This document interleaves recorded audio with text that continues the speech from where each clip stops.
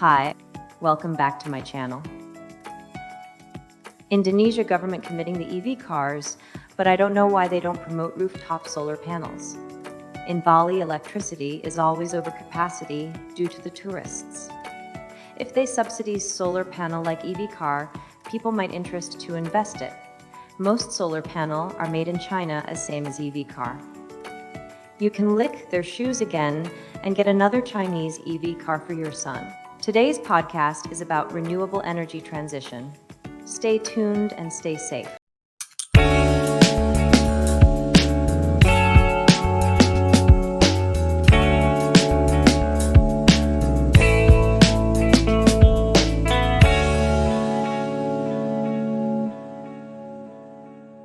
All right, we're diving deep today into the renewable revolution. We've got reports, case studies, you name it, a whole stack of them.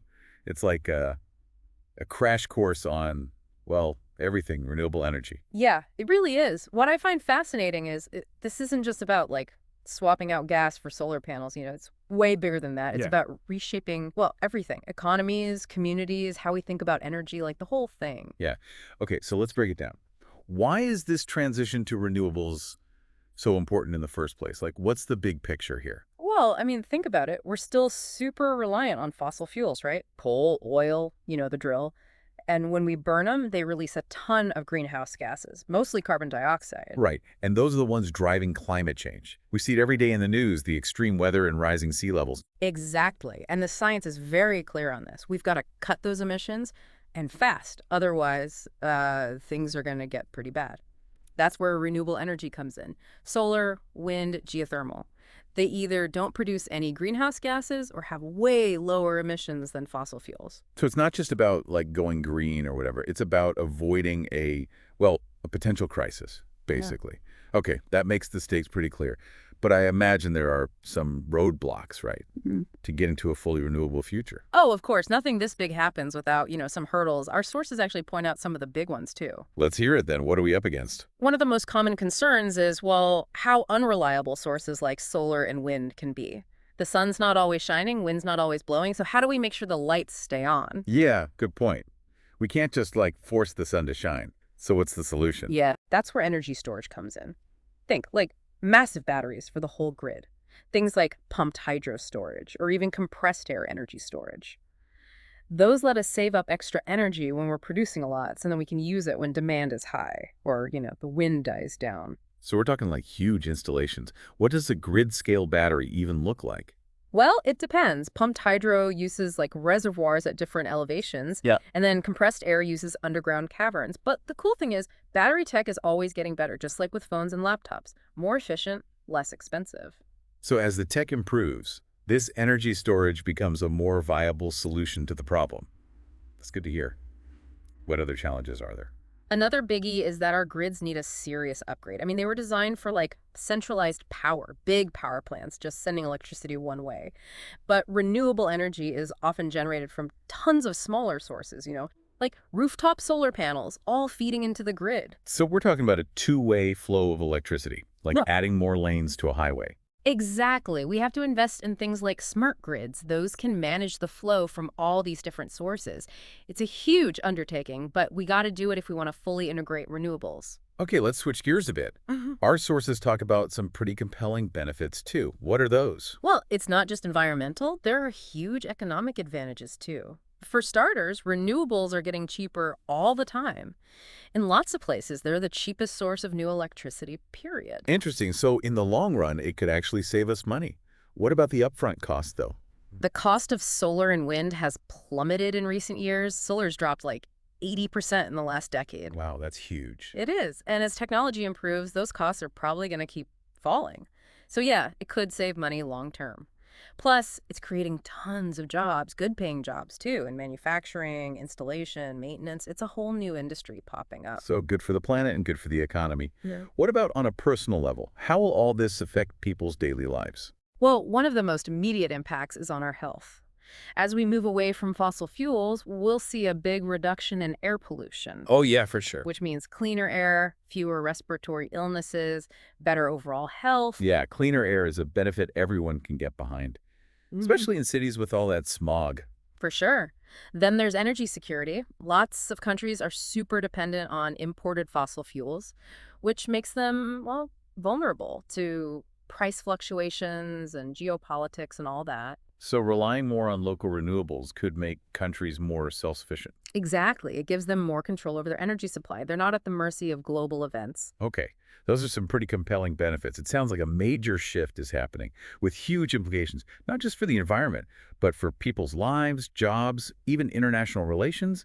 It's a lot. It's amazing to see how this is all playing out differently around the world. Totally.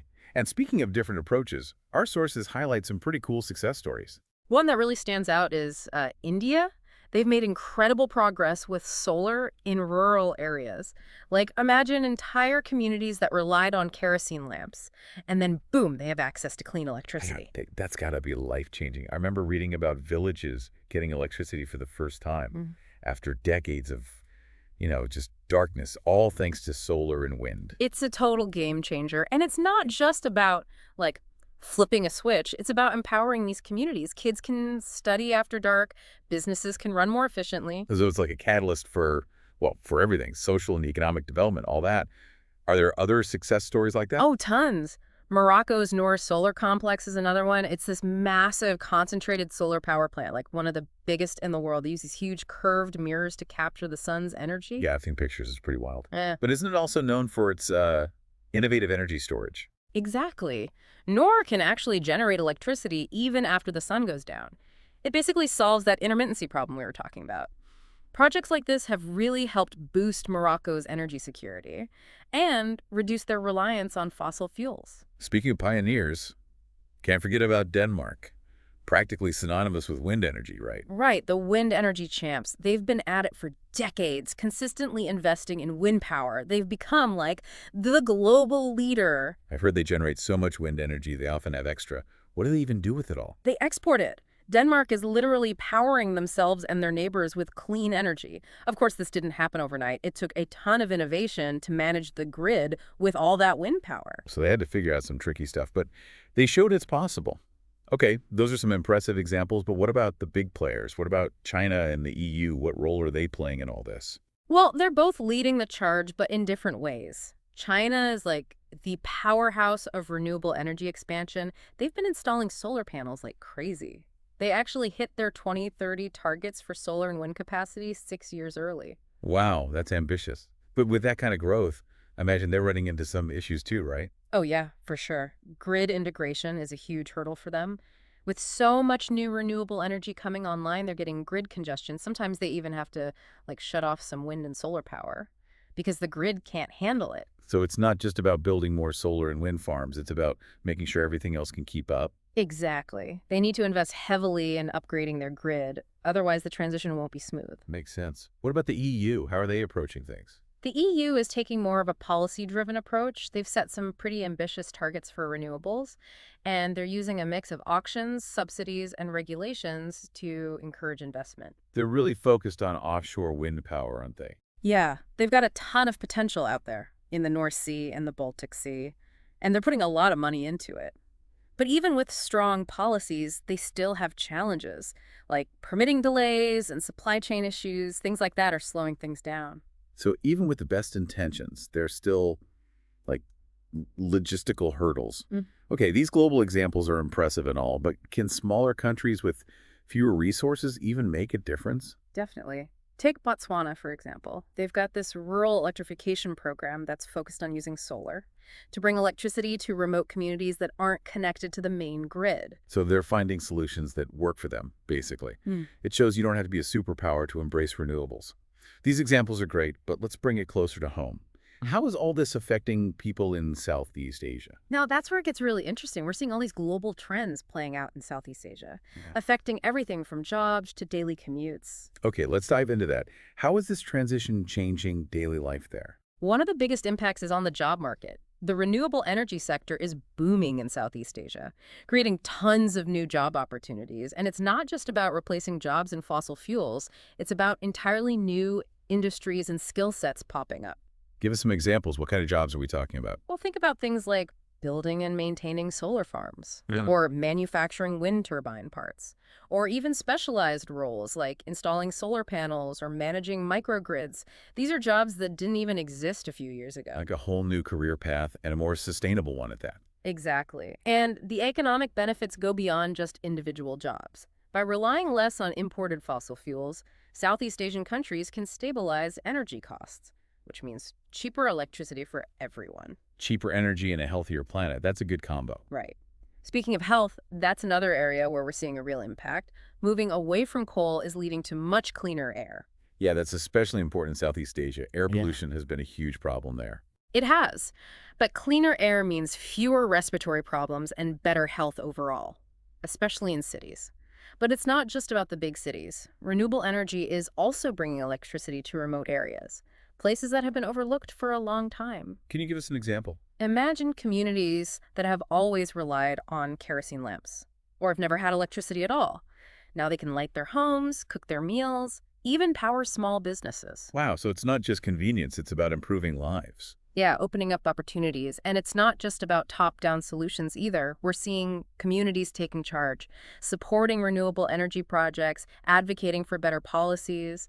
So there's this sense of, like, collective action. Yeah. Communities driving the change themselves. It's pretty inspiring to see. And it goes beyond just the practical benefits, It's fostering a deeper understanding of sustainability. People are becoming more aware of their energy use, thinking about ways to reduce their impact, and talking about climate change. So it's like this ripple effect. Yeah. Changing mindsets, changing behaviors. Exactly. And that's crucial for creating a real push for a more sustainable future. It feels like this renewable revolution, it's more than just changing energy sources, Yeah, totally. It's like changing our whole relationship with the planet, right? Like finally realizing we can't just keep taking and taking. Yeah, we're waking up to the consequences and realizing things have to change. And that awareness is driving so much positive change, both here in Southeast Asia and globally.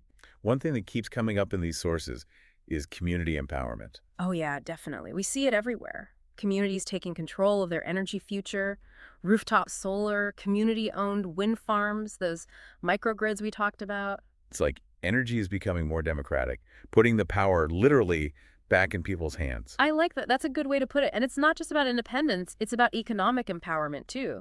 These projects create jobs, generate income, build a sense of responsibility. So it's like a win-win-win situation. Clean energy, economic benefits, and stronger communities. It's forcing us to, like, rethink our relationship with nature. Totally. Renewables, they remind us that we're part of this, like, bigger ecosystem. We can't just keep we got to find a way to coexist. Right, to live in balance. And that shift in thinking, it's leading to some really cool innovations. Oh, for sure. Can you give us an example? Like, what's coming next in renewable energy? Well, biomimicry is getting a lot of attention. It's basically like taking inspiration from nature to solve our problems. So we're, like, copying nature's designs. Pretty much. Engineers are looking at leaves to design better solar panels. They're studying how birds fly to figure out where to put wind turbines. Wow, learning from nature's wisdom. It sounds like we're entering a whole new era of sustainable tech. I think so, yeah. This isn't just about swapping out fossil fuels. It's about changing how we think about energy, the environment, everything. About creating a future where tech and nature work together. I love that. Yeah. But let's be real. A shift this big, there are going to be some bumps along the way. What are some of the, like, debates or controversies surrounding this transition, especially here in Southeast Asia? With what happened with net metering in Indonesia and all. Yeah, you're right. There are always going to be disagreements when you're trying to change things this much. So what are the main points of contention? Well, one big debate is about the scale of projects. Some people think we should focus on these massive solar and wind farms just to ramp up capacity as quickly as possible, hit those national targets. So, like, go big or go home, basically. Kind of, yeah. But others think that smaller, more local projects are important too. Things like rooftop solar and community microgrids, they say that empowers people more, makes sure the benefits are spread around more fairly. Right. It's about who controls the energy and who benefits. Exactly. There are also concerns about, like, how fast this is all happening. Yeah. Right? Oh, yeah, definitely. Some people want to ditch fossil fuels ASAP. They say the climate crisis is too urgent to wait. But others are worried about moving too quickly. They say it could disrupt energy security. So it's about finding a balance between being ambitious and, well, realistic. Right. And of course, there's always the question of money. Should government subsidize renewables? Should people pay more for electricity now to build a cleaner future? These are tough questions. No easy answers, for sure. Nope. Sounds like this transition involves a lot of difficult choices. It does, yeah. But these debates are important. They force us to look at the big picture from all sides and to try and find solutions that work for everyone. So even with all the good news and exciting progress, there's still work to be done to make sure this transition is smooth and fair. Absolutely. But that's normal with any big change. The renewable energy transition, it's full of opportunity and challenges too. But the stakes are high, so we have to act. And we have to work together. Well said. So wrapping up our deep dive into the renewable revolution, it's clear that this is just the beginning. Yeah, the story's still being written. And we're all part of it. Every choice we make, every action we take, it shapes the future of energy. That's a good way to think about it. So keep exploring, keep learning, keep asking questions. The more we understand, the better we can shape that future for ourselves and for everyone who comes after us. Couldn't have said it better myself. Thanks for joining us on this deep dive into the renewable revolution. Until next time.